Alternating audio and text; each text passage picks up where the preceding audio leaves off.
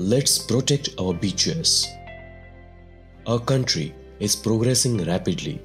We have overcome many of our problems with the help of digital tools.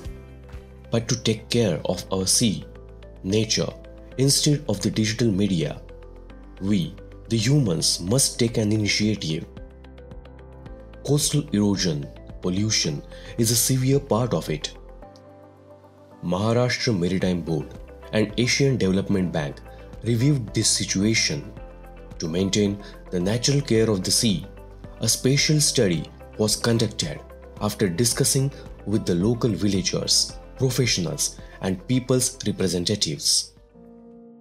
Maharashtra is experiencing many critical issues due to climate change. Coastal erosion is occurring repeatedly that causes damage to coastal communities, their native shorelines, and the adjacent properties. Strong waves changing river paths and disruptions of the natural movement of sand are mainly causing erosion. It's a high time now for taking immediate actions and propose some necessary changes. As a solution on this critical situation, the Maharashtra Maritime Board has planned some important developmental work with financial support of the Asian Development Bank at places such as Kashid, Ganpatipule, and Devbagh. This is a brief overview of this project. A module called Coastal Management and Information System (CMIS) will be created for this project to understand the local environment and physical context. Training and capacity building efforts were initiated to improve coastal planning and management. It included officers' training to conduct it successfully. Earlier, in May 2017, Dune project was completed under Sustainable Coastal Protection Management and Investment Program at Bhatia Ratnagiri. Now, the Maharashtra Sustainable Climate Resilient Coastal Protection Management Program has begun. Let's see what the senior officials say about this project. हा रत्नागिरी जिल्ह्यातील गणपतीपुळे येथे पहिल्या टप्प्यात राबवला जाणार आहे. तेथे धूप प्रतिबंधक उपाययोजना आपण करणार आहोत.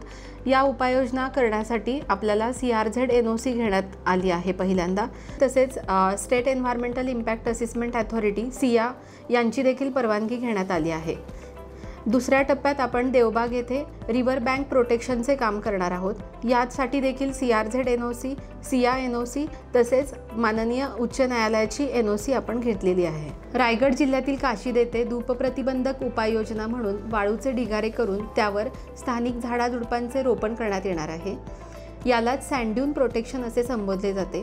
पर्यावरणाची कोणतीही हानी न करता शाश्वत विकासासाठी हे प्रकल्प केले जाणार आहेत. सदर प्रकल्पासाठी माननीय मुख्य कार्यकारी अधिकारी डॉक्टर माणिक गुळसर यांचे वेळोवेळी मार्गदर्शन आणि प्रोत्साहन आम्हाला मिळालं आहे. तसेच प्रत्यक्ष फील्डवर काम करताना बंदर निरीक्षक, सहाय्यक बंदर निरीक्षक स्तरापर्यंत सर्व अधिकारी कर्मचाऱ्यांचे आम्हाला सहकार्य लाभले आहे.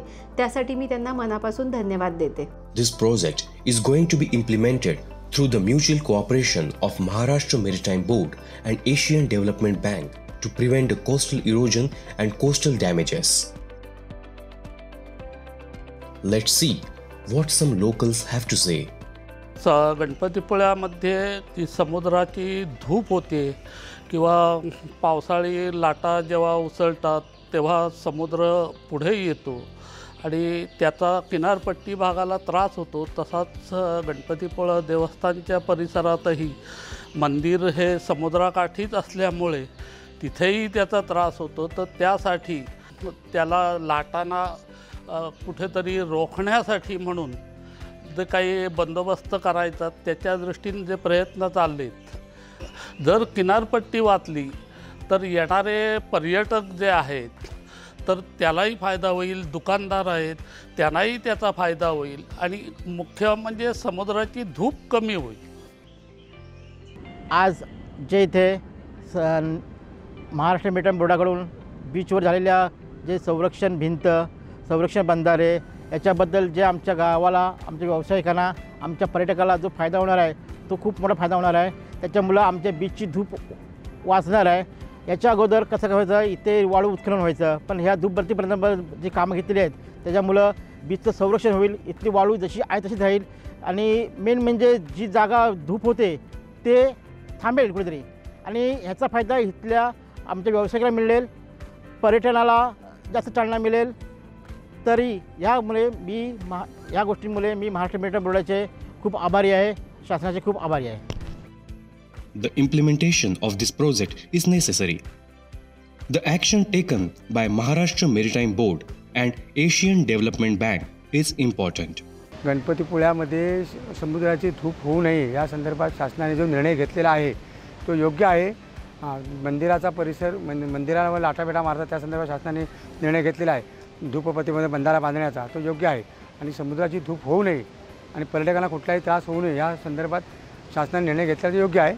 शासनाचा मी आभारी आहे। कारण नदीचं पाणी पावसात कधी पण शेतीत माडबागायत घरांच्या ह्याच्यात मग घुसत असतं आणि त्यामुळे जमिनींची, पाण्याची, माडबागायतीचं प्रचंड प्रमाणात नुकसान होत असतं आणि देवबाग गावाला जी धोका आहे तो जास्त करून नदीमुळेच असल्यामुळे आज जो गव्हर्नमेंटने पहिला टप्पा दिला आहे मंजूर करून 1400 मीटरचा, एवढी सोपी गोष्ट नाही। सरकारने, मेरिटाईम बोर्ड आणि एशियन डेव्हलपमेंट बँकने मोठे देवबागसाठी पुढाकार घेतलेला आहे। आम्ही देवबागच्या वतीने, मच्छीमारांच्या वतीनं, पर्यटकांच्या वतीनं, ग्रामस्थांच्या वतीनं आणि पंचायतीच्या वतीनं मेरिटाईम बोर्ड आणि एशियन डेव्हलपमेंट बँक यांचे दोघांचे आभार आहोत।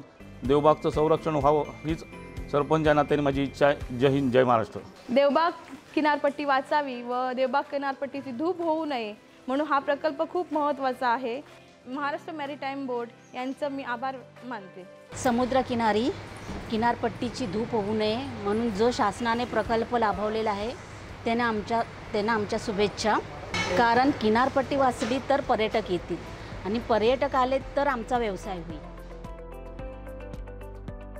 You can also play a vital role in this project through our service to friendship with nature.